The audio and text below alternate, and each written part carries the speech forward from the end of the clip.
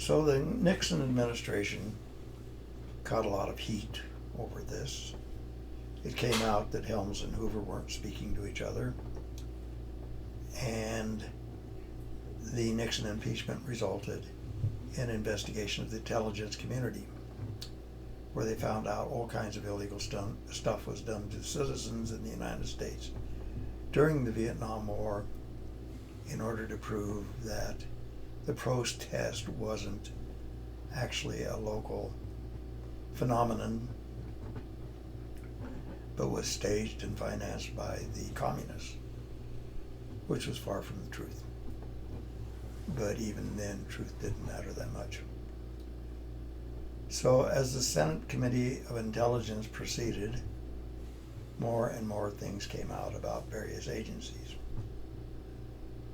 One of them was about the breach of liaison between the CIA and the FBI. Some of it was revealed in the Nixon tapes, where he expressed concern that if the tapes were made public, it would blow the lid off the so-called Cuba matter.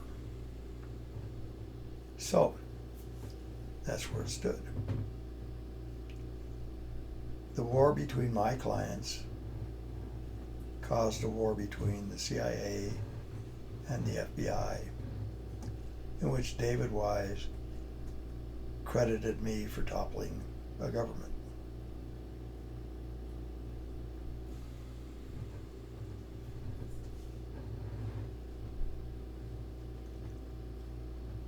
Of course, I had no idea this was going on. I was just blundering along in my law practice, keeping notes and things like that. But right about that time, I decided to run for district attorney for several reasons. First off, I put together a lot of information about contacts between the intelligence community and the mafia. Secondly, I had a client charged with attempted murder in Santa Fe, and the police tried to change the time of the shooting by an hour because there was hospital records showing that the victim was admitted to the hospital at the same time as my client was playing pool in front of 50 witnesses. I won't get into details because I'm going to do this later about the case. But suffice it to say, the investigators I sent down there reported that they would go to this contact place where the shooting occurred, and people would ask them if they had a red passport. And a couple of the investigators got scared off. So I decided to go down and investigate myself. And I went into the bar and tried to talk to the musicians, and they said they didn't see anything at the time of the shooting because they were reading their music. I watched them for a while, and never once did they read music. So I kind of figured that wasn't really the case, but something made them afraid.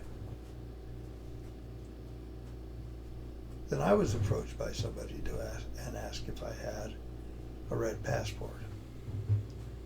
I asked my younger brother, who was stationed in Albuquerque at that time, and he informed me that a red passport was code for diplomatic passports or intelligence community passports,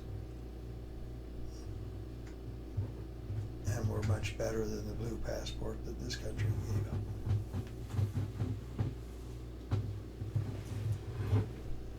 So at this point in my career, I was investigated after I lost the election. Now, one of the things I said in my election is if I was elected, I would check into why out of 5 drug dealing groups in Boulder, only 4 were prosecuted.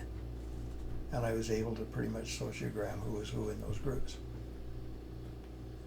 Secondly, I said that it was my position the drug laws were unconstitutional and I would try to change them. Thirdly, I said I would call a grand jury to determine what happened to Professor Ria and why Ilya Tannenbaum died. this apparently scared the hell out of someone, because right after that, after I lost the election, the Internal Revenue Service came in and claiming they wanted to audit me. They audited me for 87 consecutive weeks, visiting all my clients and chasing them away, essentially. So they pretty much wrecked my practice. And that's enough for the day. I will talk later.